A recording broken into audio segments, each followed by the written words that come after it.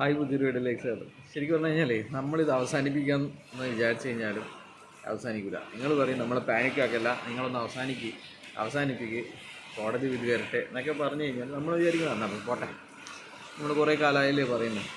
ഇനിയിപ്പോൾ മനസ്സിലാകാത്തവർക്ക് മനസ്സിലാകണ്ട,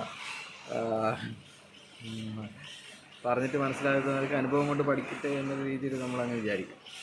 അന്നേരം ആയിരിക്കും ഇവന്മാർ നമ്മളെ കോലിട്ട് കുത്തിയിട്ട് എന്താണ് നമ്മുടെ ഇതിലേക്ക് വീണ്ടും ഇറക്കുക.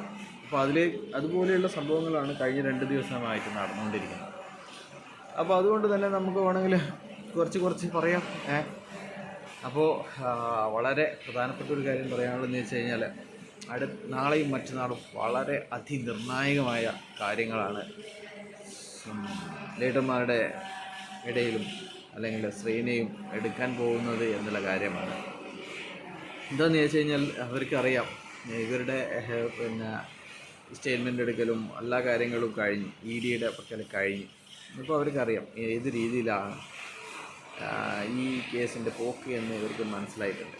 അതുപോലെ തന്നെ ഇവരുടെ ശ്രീകുമാർ വക്കീൽ എനിക്ക് തോന്നുന്നു GST കേസ് ജാമ്യ ഹർജിയിൽ പോലും അദ്ദേഹം ഇടപെടുന്നില്ല, അതൊന്നും എന്നെ കൊണ്ട് പറ്റില്ല എന്ന് പറഞ്ഞിട്ടുണ്ട് തോന്നുന്നു. അതുകൊണ്ട് തന്നെ ജാമ്യത്തിന് ഇവർ വേറെ വക്കീലിനെ ഏർപ്പാടാക്കിയിരിക്കുകയാണ്. നമ്മളൊരു വക്കീലിനെ കണ്ടു നമ്മൾ A to Z ആ വക്കീലായിരിക്കും നടക്കുക. പക്ഷേങ്കിൽ ഇവർക്ക് അങ്ങനെയല്ല. ഇവർക്ക് പല വക്കീലന്മാരാണ്, അവരിട്ടിട്ട് പോകും, അതാണ് അവസാനം ഉണ്ടാവുക. അപ്പോൾ അതിനിർണായകമായ തീരുമാനങ്ങൾ എന്തായാലും ഒരു കീഴടങ്ങൽ, EDയുടെ മുന്നിൽ കീഴടങ്ങിയതുപോലെയുള്ള ഒരു കീഴടങ്ങൽ